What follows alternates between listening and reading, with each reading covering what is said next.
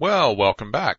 This is our functions and program structure video. This is just the introduction to this chapter and series of videos because we've got a lot to talk about this time. And in this section, we are going to get into functions and how to break a program apart into functions. So far, we've only had one function, and that's main. And main is just a function like any other. All the same rules apply to main and to all the other functions. Main is only special because that's where the operating system knows to start. It starts the program, the C program that we've written, at the function named main. So that's the only difference between it and the others that we're going to look at. We're going to look at how functions return things, how they take in information so that we can get data into a function, let it do something to it, multiply it, look it up on the internet, whatever the function is going to do, and then give us some results. We're going to look at things called external variables.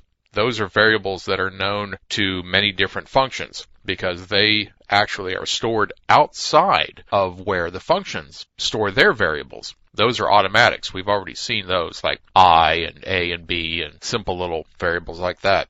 So we'll look at externals. We'll look at scope rules, which is how a variable hangs around. Does it need to be initialized? Does it get its own initialization done? And then who can get to it? Things like that. We'll see header files, how to use them. We've already seen how to do a pound include of standard I/O, but we'll look at other header files and what the different characters, the less than and the quotes and things like that mean. Static variables, we'll look at those, and register variables, which you may not get to use in your particular compiler, but the C language still has the word for them for register variables, and I'll show you what they are in some compilers. We'll look at how to create a block structure in your functions and how to use such a thing.